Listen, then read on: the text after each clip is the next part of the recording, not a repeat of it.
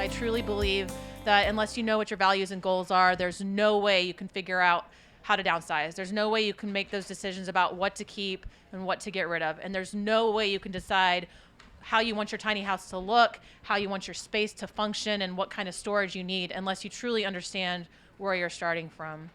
So again, 2 years ago, we'll backtrack a little bit. I was stuck in a job that I absolutely hated. I had one of those kind of bosses that for whatever reason, we just did not see eye to eye.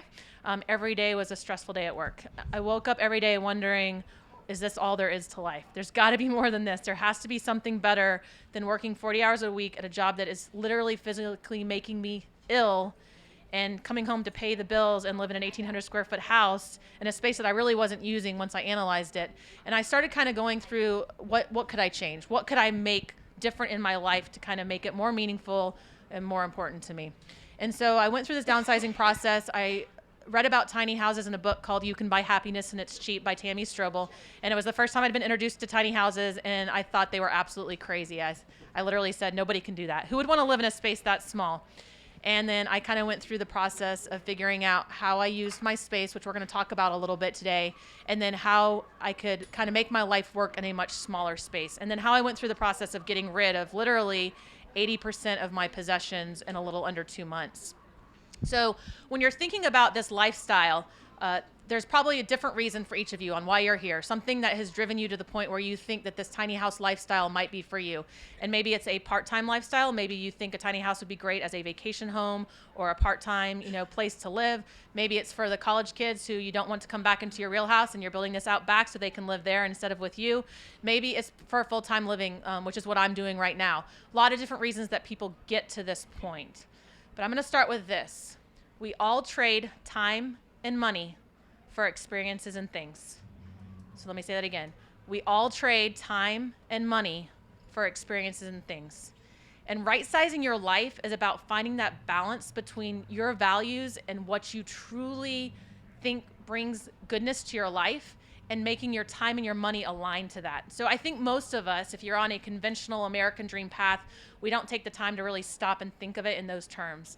We worry about having a good job, we worry about paying our bills, but we don't stop to think about what is it costing me in terms of my life, in terms of the hours I spend doing something. What is the monetary reward for that? And that's probably something we think about a little bit more. We are conscious of our salaries that we make and the money that we bring in, but how does that relate to what I'm actually spending my time and money doing?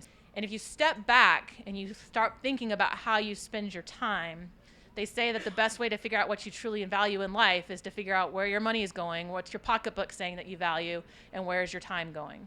And I know for me, my stuff was completely out of balance. My money was going to mortgages, and my time was going to fix up houses that I thought needed to look better, be more, in style, more trendy. Like granite countertops, of course, were a must.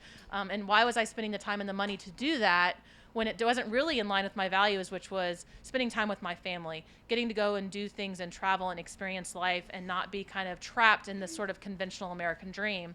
So as you sit back and you think through this, as I'm kind of talking through the downsizing process or the right sizing process, again, start thinking through, what is it that I truly value? What is it that makes my life worth living? Who are the people that I want to spend time with? And I will tell you that I lost my dad 6 years ago, and I'll probably get choked up. I do every time I tell this story.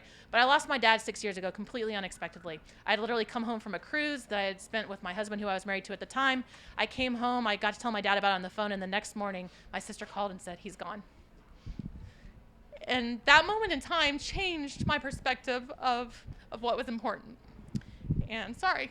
And we've probably all had moments, maybe not quite that vivid, maybe not quite that earth-shattering or life-changing, but you've all had those moments where you wake up and you go, why? Why am I doing this, right?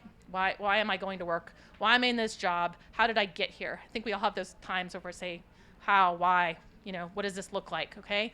So if you've had that moment, that's probably part of the reason you're here and part of the reason that you're looking for an alternative. Hold on to that. That's your why, okay? That's the thing that's going to drive every decision that you make.